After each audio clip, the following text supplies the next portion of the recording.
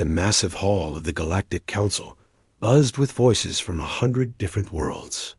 Ambassador Veltar adjusted his breathing apparatus and reviewed the day's agenda on his datapad. Another routine session about trade routes and mining. Rights. He glanced toward the human section and frowned. The seats were empty again. This was the third meeting in a row without human representatives. Veltar found it strange, because humans never missed council sessions. They always had something to say about everything. Whether it was arguing about worker rights on mining colonies or demanding better treatment for refugees, humans spoke up about issues that other species preferred to ignore. Where are the humans today? Asked Ambassador Creolon from the Hegemony delegation. His 4 eyes scanned the empty human section with what might have been satisfaction. Perhaps they finally learned their place, suggested High Counselor Zix. From his elevated platform, several delegates made sounds that passed for laughter among their species. We can finally conduct proper business without their constant interruptions. Veltar remembered the last time he had seen Captain Jake Morrison, the human military liaison. Jake had been quietly packing files from the Terran embassy 3 weeks ago. When Veltar asked about it, Jake just smiled and said something about new priorities back home. Nothing dramatic or angry, just a simple explanation before he walked away with a box of personal items. The council session proceeded smoothly, without human interference. They approved the resource allocation protocol that had been stuck in committee for 2 years. The humans had always blocked it with complaints about fairness and equal treatment. Now the protocol would distribute resources based on each species' contribution to galactic stability. It made perfect sense to give more supplies to advanced civilizations and less to primitive ones. They also passed the Colonial Management Act, which would place struggling colonies under the supervision of more successful species. The humans had called this colonialism, but the Council saw it as practical assistance. Some species simply needed guidance from their betters. High Counselor Zixith felt pleased with their progress. See how much we can accomplish when we follow proper procedures, instead of endless debates about feelings and rights. He announced to approving sounds from the assembly. But as days turned into weeks, strange reports began reaching the Council. Chambers. Human settlements across the galaxy had gone quiet. Not destroyed or abandoned in panic, but methodically evacuated. The colonists had taken their personal belongings, but left behind the infrastructure they had. BUILT, Dr. Amy Parker's research station in the Vega system, had been completely cleared out. Her groundbreaking work on bioneural networks had simply vanished along with all her equipment and staff. The Zentari scientists who took over the facility found empty labs and deleted computer files. Captain Elena Rodriguez's anti-piracy task force had disbanded overnight. Her aggressive tactics against criminals had always made the Council uncomfortable, but her results were undeniable. She had eliminated dozens of pirate groups that threatened peaceful traders. Now those same pirates were becoming active again in the outer systems. The pattern repeated everywhere. Human agricultural specialists had left the farming colonies they had been developing. Human engineers had departed from the massive construction projects they had been overseeing. Human mediators had withdrawn from the peace negotiations they had been conducting between warring factions. They are just having some internal problems, Zixth explained to concerned delegates. Humans are emotional creatures. They will return when they realize they need galactic civilization more than we need them. But the humans did not return. Trade routes that human merchant captains had maintained for decades began experiencing delays. The humans had known shortcuts through dangerous space that other species avoided.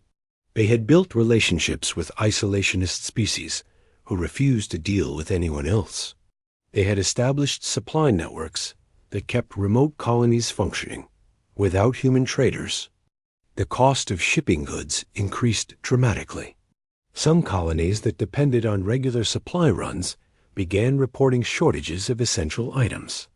The council assured them that other species would fill the gap, but somehow it never quite worked out that way. The Outer Rim territories presented an even bigger problem. Human peacekeeping forces had maintained order in that lawless region for over 50 years. Captain Steve Anderson's patrol squadron had been the only thing standing between civilized space and the criminal organizations that operated beyond council authority. Now those criminals were getting bolder. Pirate attacks on merchant ships increased every week. Slave traders who had been driven underground were operating openly again. Drug smugglers were poisoning entire star systems with illegal substances. The Council's own security forces refused to patrol the Outer Rim, claiming it was too dangerous without human backup. "We need to send a message to Earth," suggested Ambassador Valtar during an emergency session. "Ask them to return and resume their duties." "We will do no such thing," Zixith replied firmly. "That would show weakness." The humans chose to leave. If they want to rejoin galactic civilization, they can submit a formal application like any other species.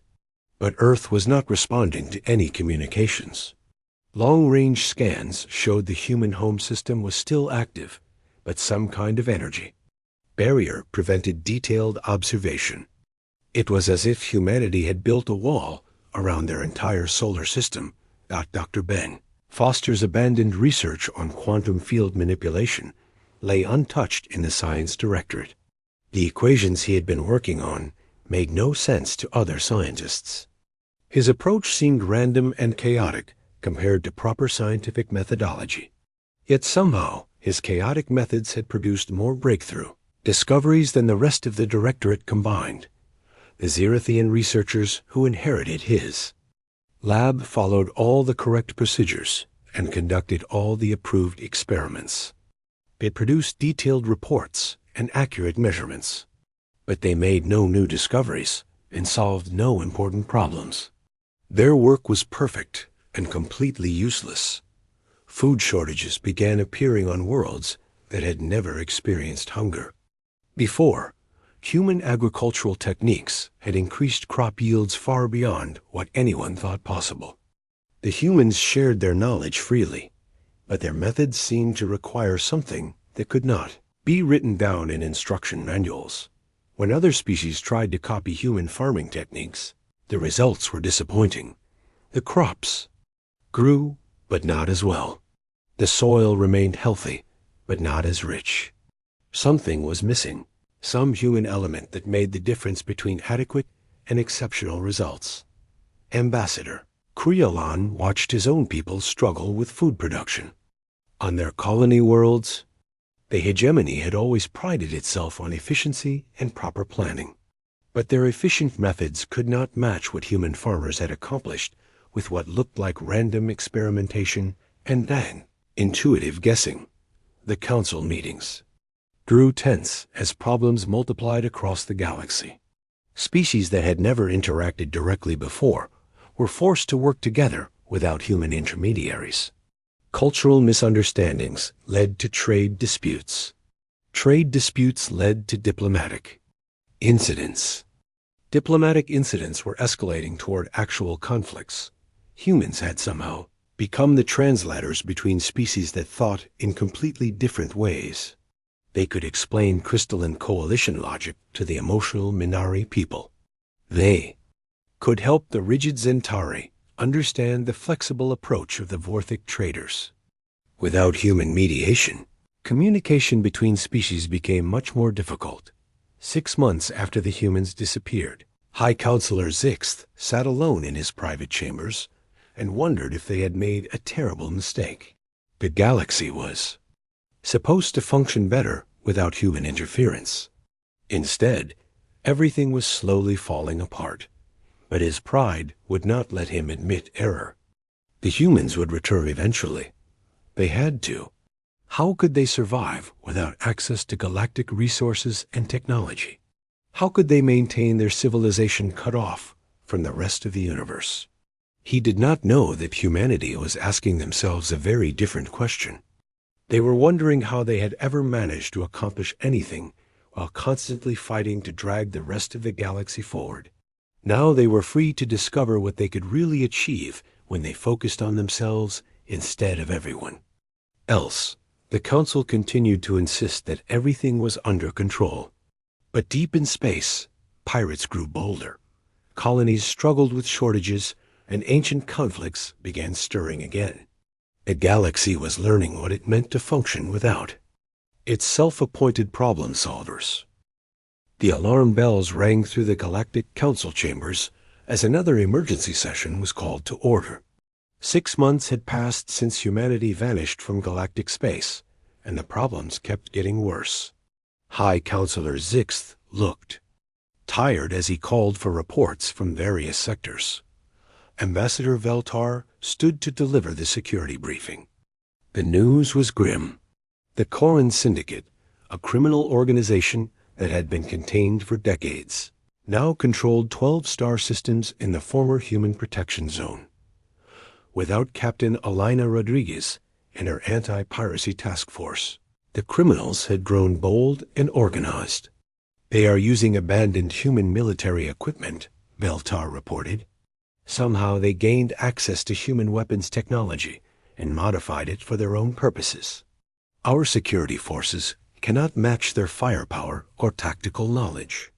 The Corran Syndicate had always existed on the edges of civilized space, but human peacekeepers had kept them weak and scattered. Elena Rodriguez had hunted their leaders relentlessly, breaking up their operations before they could become serious threats.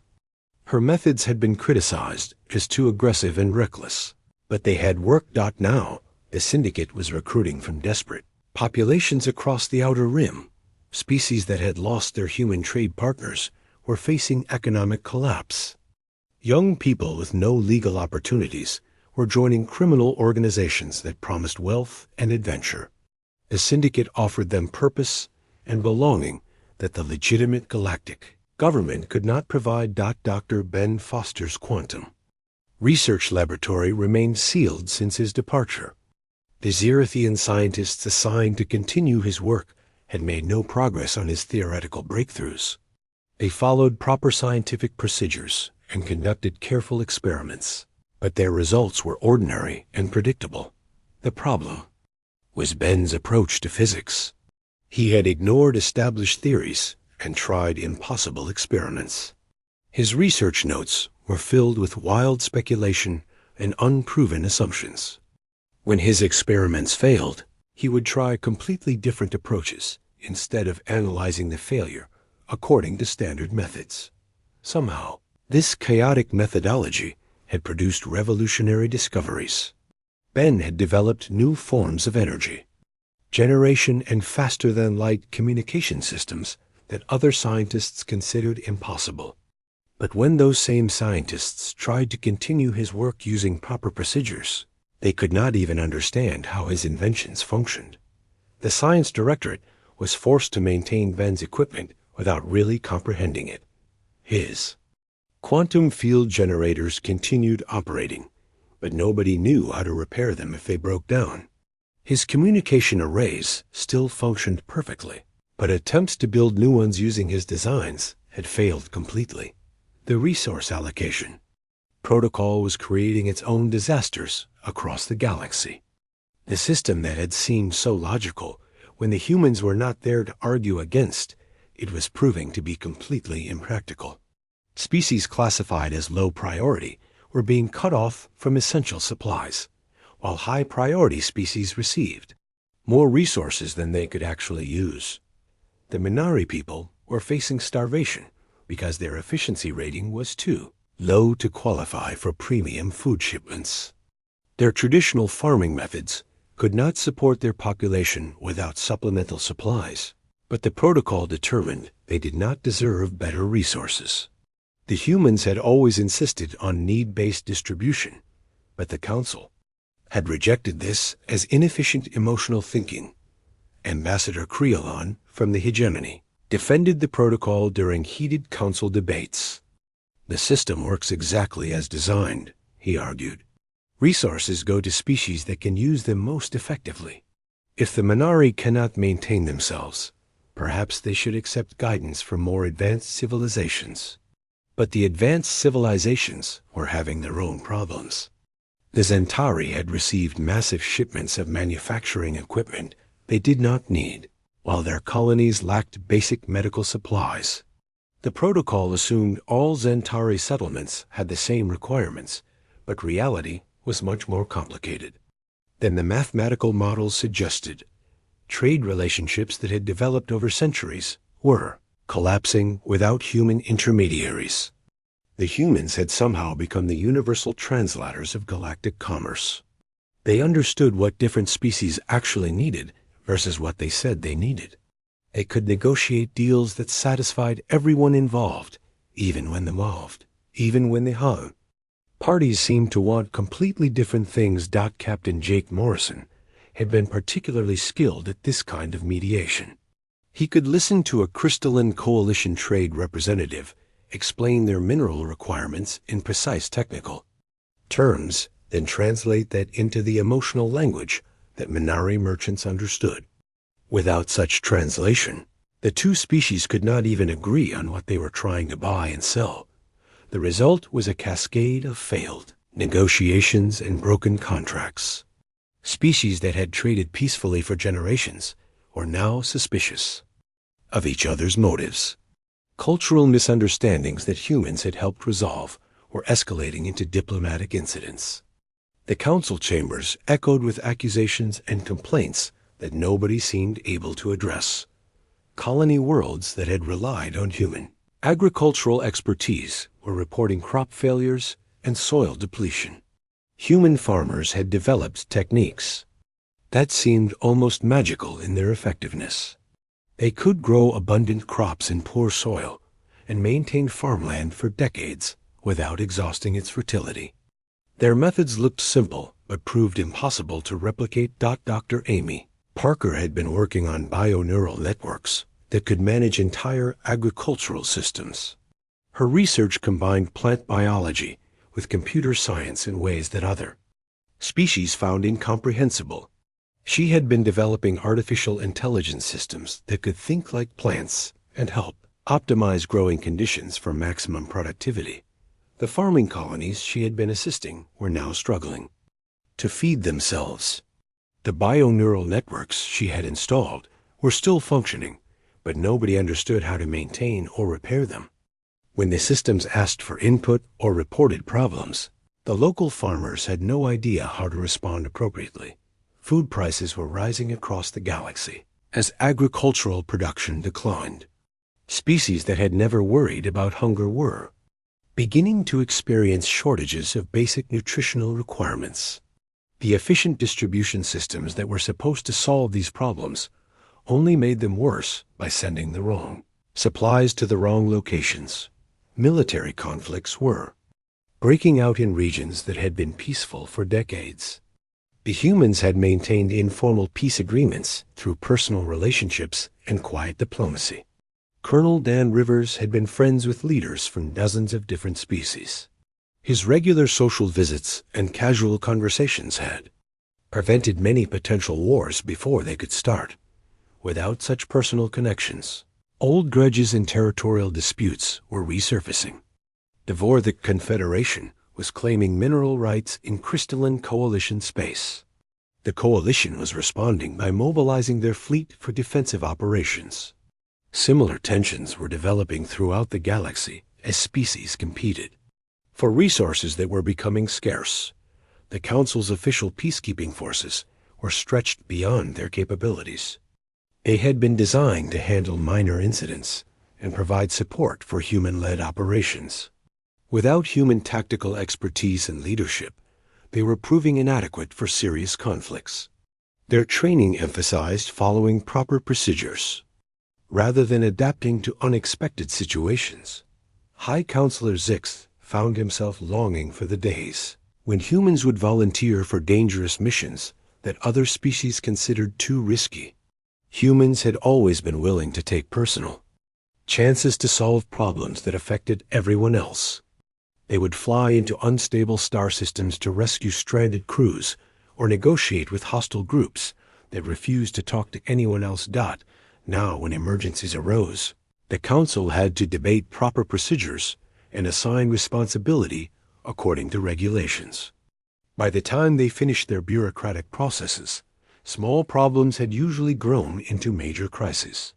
The efficient methods that were supposed to work better than human improvisation were failing when faced with real challenges. Ambassador Veltar made a disturbing discovery while reviewing historical records. Every major galactic crisis over the past 3 centuries had been resolved through human intervention. The Andromedian War had ended when human negotiators found a compromise. That satisfied both sides.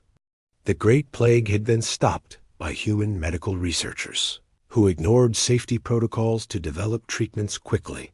The pattern was always the same. Other species would follow proper procedures and achieve predictable results. Humans would try impossible approaches and somehow succeed where everyone else had failed. Their chaotic methods had solved problems that careful planning could not address. But now the humans were gone, and the galaxy was discovering what happened when problems arose without anyone willing to try impossible solutions. The efficient systems that had seemed so superior to human methods were proving brittle and inflexible when faced with unexpected challenges. 1 year had passed since the last human ship departed from galactic space. The Grand Council chambers that once hosted representatives from over 200 species now held barely 50 delegations.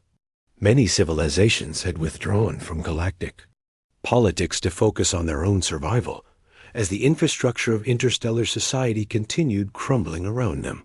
Ambassador Veltar reviewed the latest crisis reports while waiting for the emergency session to begin.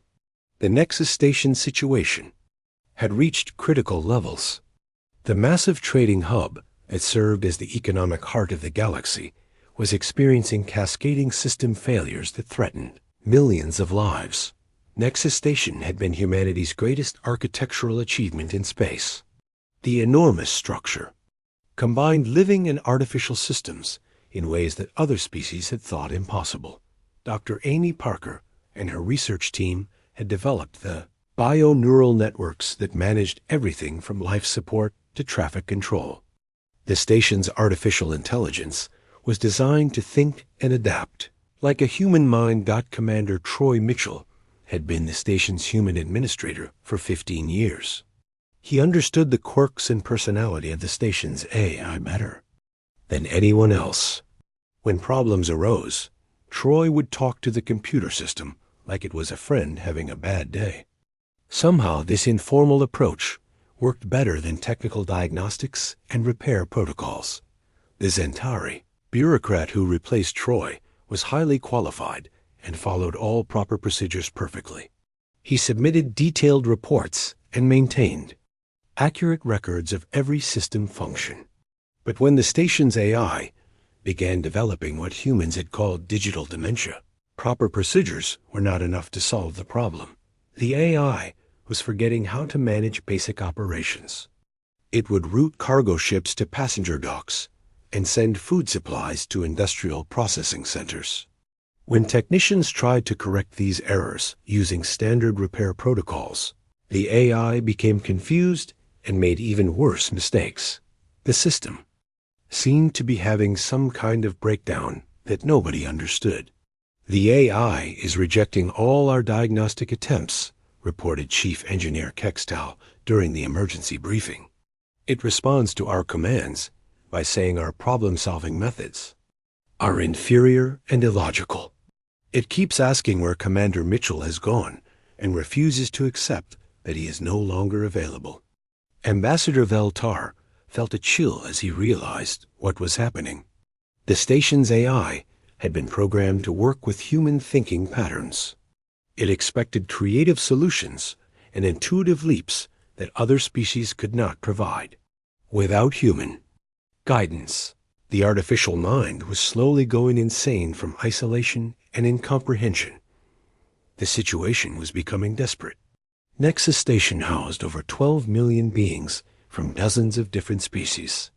The evacuation ships could only handle a fraction of that population, and the AI was refusing to cooperate with emergency procedures.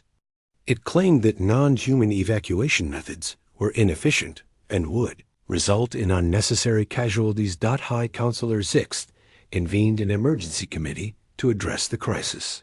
Military experts suggested forcing the AI to comply using override codes. Technical specialists recommended shutting down the malfunctioning system and installing a new computer network. Economic advisors calculated the cost of losing the station versus the expense of evacuation operations, but none of their solutions addressed the real problem. The AI was not malfunctioning in any technical sense. It was designed to work with human creativity and adaptability. Without those qualities, it could not function properly, no matter how perfect its programming might be. The breakthrough came from an unexpected source. Kexim was a junior data analyst from the Zephyrian Collective who had spent months studying human behavioral patterns. He had been trying to understand how humans approached problems different other species. His research was considered academic curiosity with no practical application. But as the Nexus Station crisis deepened, Kexim requested permission to attempt human-style problem-solving. A council was desperate enough to consider any option. They gave him access to the station's communication systems and told him to try whatever he thought might work. Instead of following diagnostic procedures, Kexim began talking to the A like it was a frightened child. He asked about its feelings and acknowledged its confusion. He explained that Commander Mitchell had not abandoned the station, but had been called away on important business. He promised that someone would take care of the station until Troy could return. The AI responded positively for the first time in months. It began cooperating with basic maintenance requests and stopped making random errors in cargo routing. Kexim continued the conversation, improvising responses based on his study of human psychology. He treated the artificial mind like a living being with emotions and needs rather than a machine with programming and functions. Within hours, the crisis was resolved. The AI accepted temporary human-style guidance from Kexim and resumed normal operations. Nexus Station was saved, but the lesson was clear. Humanity had not just participated in galactic civilization. They had been essential to its function in ways that nobody had understood. High Counselor Zixth found himself studying human philosophy and decision-making processes. He read about concepts like calculated risk and moral imperative that other species had dismissed as illogical emotional thinking. The more he learned, the more he realized how catastrophically wrong the Council had been about human contributions to galactic society. Humans did not just solve problems differently. They solved problems that other species could not even recognize as problems. They saw possibilities where others saw only obstacles. They found connections between seemingly unrelated issues. They created solutions that worked even when nobody could explain why they worked. The Corin Syndicate had evolved into something far worse during the year of human absence. Now calling itself the Dominion of Shadows, the criminal organization controlled over 100 star systems through fear and advanced weaponry. They had reverse-engineered abandoned human military technology and improved it beyond what anyone thought possible. The Syndicate was no longer just a criminal gang. It had become an alternative government that offered order and prosperity to species that felt abandoned by the Galactic Council. Their methods were brutal, but they delivered results that the legitimate authorities could not match. They fed hungry populations and protected weak colonies from other predators. Captain Elena Rodriguez had been more than just an anti-piracy officer. She had understood the social conditions that created criminals and worked to address root causes rather than just symptoms. Her aggressive pursuit of syndicate leaders had been paired with humanitarian aid to the communities they exploited. Without such comprehensive approaches, law enforcement efforts were doomed to failure. The Council's security forces could win individual battles against syndicate ships, but they could not compete with the syndicate's appeal to desperate populations. The criminals offered hope and purpose to species that the legitimate government had classified as low priority under the Resource Allocation Protocol. They provided opportunities for advancement that the rigid Council hierarchy did not allow. Ambassador Creolon watched his own hegemony territories suffer from increasing instability. The efficient systems he had championed were creating exactly the kind of desperation that fed criminal recruitment. Species that felt excluded from proper galactic society were turning to alternatives that promised them better treatment. The Minari people had joined the rebellion against hegemony, authority after months of food shortages and medical supply restrictions. Their traditional leaders were negotiating with syndicate representatives who offered immediate aid without bureaucratic delays. The efficient resource allocation that was supposed to benefit everyone was driving loyal species toward criminal alternatives. Trade networks that had operated smoothly for centuries were collapsing as species struggled to communicate without human intermediaries. The Universal Translation Protocol could convert words between languages, but it could not bridge the gap between different ways of thinking. Humans had somehow learned to speak the cultural languages of dozens of different species. Captain Jake Morrison had not just translated words. He had translated concepts and intentions and emotional contexts that made real communication possible. He could help rigid Zentari bureaucrats understand the flexible social contracts that Vorthic traders preferred. He could explain crystalline coalition logic patterns to species that thought in completely different ways. Without such cultural translation, every negotiation became a potential misunderstanding. Species were signing contracts with different expectations of what the agreements actually meant. Trade disputes were escalating into diplomatic incidents as partners discovered they had been talking about entirely different arrangements. The Crystalline Coalition had begun mobilizing their military fleets after a series of failed negotiations with the Vorthic Confederation. Both sides believed the other was acting in bad faith, but the real problem was that they could not understand each other's perspective without human mediation. What looked like deliberate deception was actually cultural miscommunication.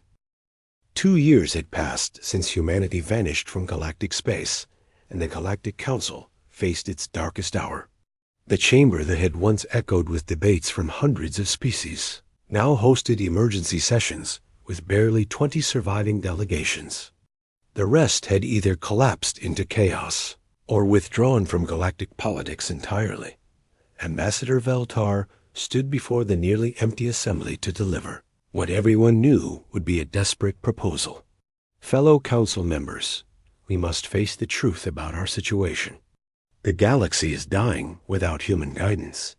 Our only hope is to locate humanity and convince them to return. High Counselor Zixif looked older than his species' normal lifespan should allow. The stress of watching galactic civilization crumble had aged him beyond his years. He had spent months denying the scope of their problems, but the evidence was now impossible to ignore. The Dominion of Shadows controlled nearly half of known space. What had started as a criminal syndicate had become an efficient alternative government that many species preferred to the legitimate council. They offered immediate solutions to problems while the council debated proper procedures. They provided opportunities for advancement based on ability rather than species classification. The syndicate is offering membership to any species that feels neglected by our current systems, reported Security Chief Vexan. They promise equality and rapid advancement for those willing to serve their cause. Many of our former allies are seriously considering their offers. The syndicate had grown powerful by adopting human organizational methods that the council had rejected. They promoted individuals based on merit rather than species hierarchy. They made decisions quickly when action was needed. They took personal risks to solve problems that affected their territories. In many ways, they had become more human than the humans themselves. Ambassador Veltar had been appointed to lead the newly formed Human Reclamation Committee. Their mission was to find humanity and negotiate their return to galactic politics. It seemed like an impossible task, but the alternatives were complete: civilizational collapse or surrender to criminal organizations. The investigation began with abandoned human facilities across the galaxy. Every human colony, research station, and military outpost had been evacuated with methodical precision. Personal belongings had been left behind, but all technology, records, and personnel had vanished without a trace. Dr. Ben Foster's Quantum Research Laboratory on Kepler Station provided important clues. His personal quarters still contained family photographs and favorite books, but his research notes and experimental equipment had been completely removed. The evacuation had been planned far in advance and executed with military efficiency. Captain Elena Rodriguez's anti-piracy base showed similar patterns. Her office still held commendations and trophies from successful operations, but all tactical. Data and weapons technology had been systematically removed. Even the maintenance manuals for human equipment had been taken or destroyed. The search team found evidence of massive logistics operations that had been conducted in absolute secrecy. Entire human populations had been relocated using ships and resources that other species had never seen. The scale of the evacuation suggested planning and capabilities far beyond what anyone had realized humans possessed. They were preparing for this departure for years, possibly decades, reported Chief Investigator Tixall after examining the evidence. Every human facility shows signs of gradual resource reduction and personnel reassignment. They slowly emptied their installations while maintaining normal operations to avoid suspicion. The trail led inevitably to the Sol System, humanity's original home. Long-range sensors could detect the system from thousands of light years away, but something was preventing detailed scans or communication attempts. The entire solar system appeared to be surrounded by some kind of energy barrier that deflected all forms of contact. A joint expedition was organized using ships from the remaining Council species. The journey to Sol took several months through space lanes that human traders had once maintained. Without their guidance, navigation through the more dangerous regions proved difficult and expensive. When the expedition reached the Sol system's outer boundaries, they encountered something that defied comprehension. Earth was still there, along with its moon and the other planets, but the entire system was enclosed within massive energy fields that seemed to bend space itself around them.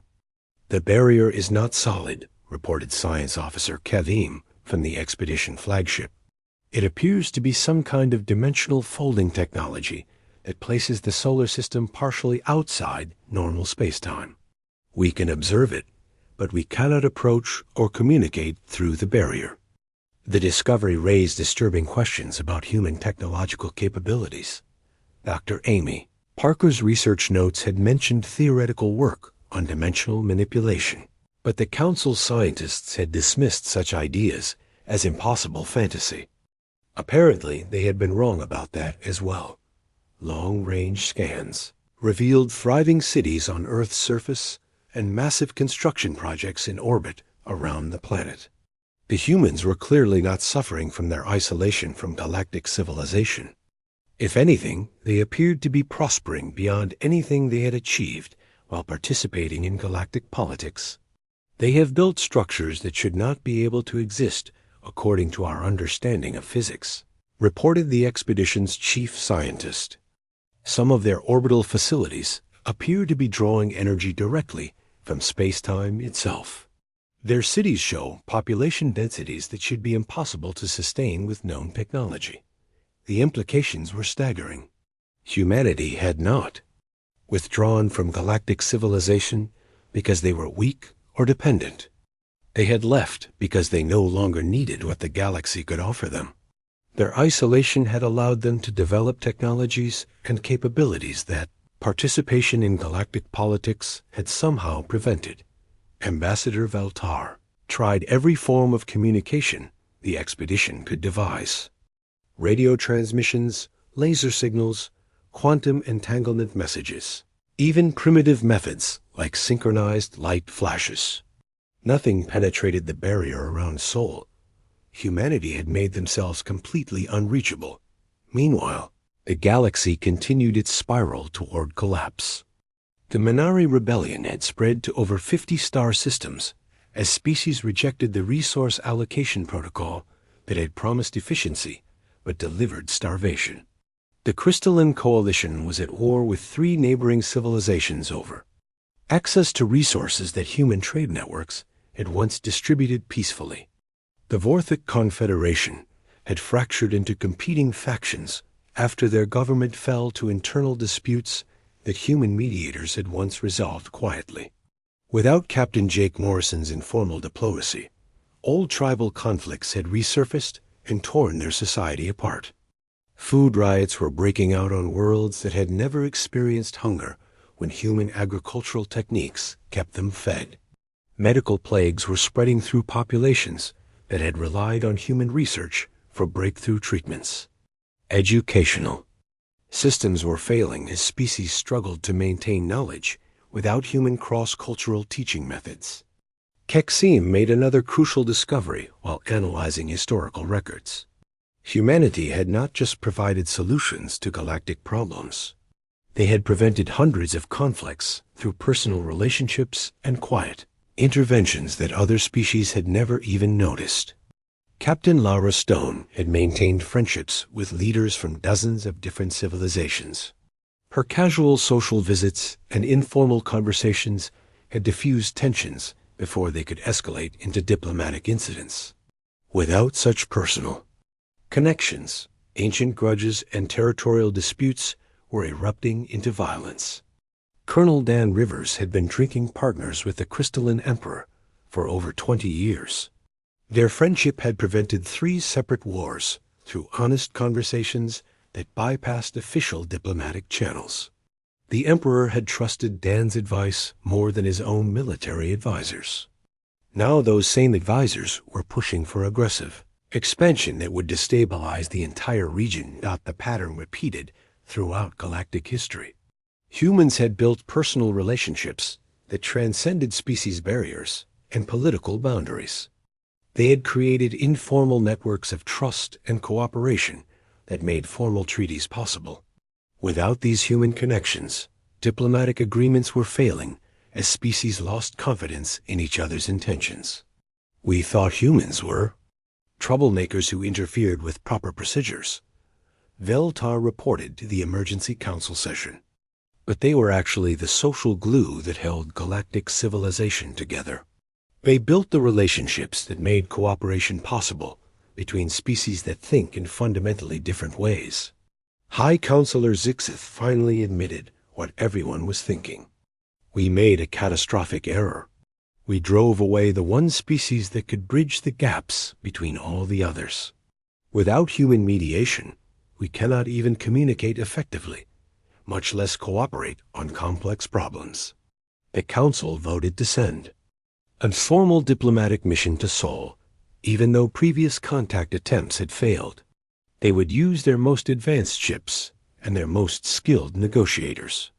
They would offer humanity anything they wanted in exchange for returning to help save galactic civilization. 5 years had passed since humanity's silent departure from galactic space.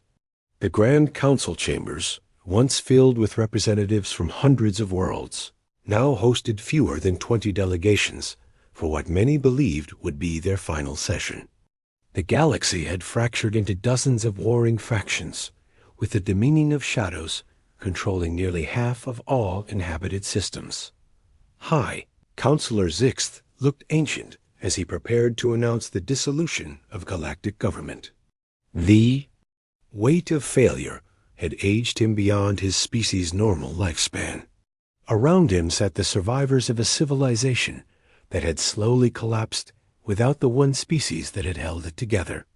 Fellow representatives, Zixth began with a voice that carried the exhaustion of years spent watching everything fall apart. We gather today to acknowledge what has become undeniable. The Galactic Council has failed in its fundamental purpose. We can no longer maintain order or provide for the basic needs of our member species. Ambassador Veltar reviewed the final statistics of their civilization's decline. Over 60% of former Council territories had joined the Dominion of Shadows or declared independence. Trade networks had collapsed entirely. Agricultural production had fallen to subsistence levels. Medical research had stagnated without human innovation. Military conflicts raged across dozens of star systems. The Minari Rebellion had spread to encompass over 200 worlds as species rejected the resource. Allocation systems that promised efficiency but delivered starvation. The Crystalline Coalition had conquered 4 neighboring civilizations in their desperate search for resources. The Vorthic Confederation had completely fractured into tribal warfare that showed no signs of ending. We have proven that proper procedures and efficient systems cannot substitute for the creativity and adaptability that humanity provided. Veltar added to the Council's final assessment. Our rigid methods work perfectly when everything goes according to plan, but reality rarely cooperates with our plans. As Zixth raised his gavel to formally dissolve the Council, the Chamber's communication array suddenly activated without authorization. A familiar human face appeared on the main display screen, causing gasps of shock from the assembled delegates. Admiral Kate Sullivan looked exactly as she had 5 years earlier when she served as commander of the Terran Deep Space Fleet. Her uniform was different, bearing insignia that no council member recognized, but her calm demeanor remained unchanged. Behind her, through a viewport, Earth could be seen surrounded by structures that seemed to bend reality itself. "Greetings, Galactic Council," Admiral Sullivan said with the same matter-of-fact tone she had used in countless military briefings. "We have been monitoring your situation. We understand you have encountered some difficulties since our departure." The council chamber fell into stunned silence. After 5 years of complete isolation, humanity had chosen this moment to make contact. The timing seemed almost cruelly perfect, arriving just as galactic civilization prepared to admit its total failure. Ambassador Veltar found his voice first. "Admiral Sullivan, we desperately need your help. The galaxy is dying without humanity's guidance. Our systems have collapsed, our people are starving, and criminal organizations are conquering entire sectors." Sullivan's expression remained neutral.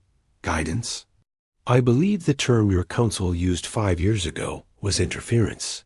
You celebrated our departure as a return to proper galactic order.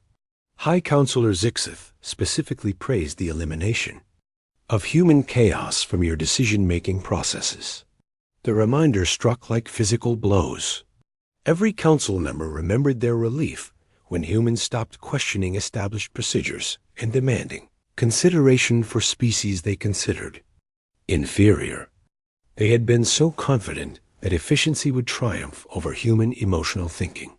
"We were wrong," Zixth admitted, his pride finally broken completely. "We did not understand what humanity provided to galactic civilization. We saw your methods as chaotic interference when they were actually the creative force that made progress possible." "And what would you have us do?" Sullivan asked. "Return to our previous role as galactic problem solvers, while you maintain the same hierarchical systems that made our departure necessary in the first place?"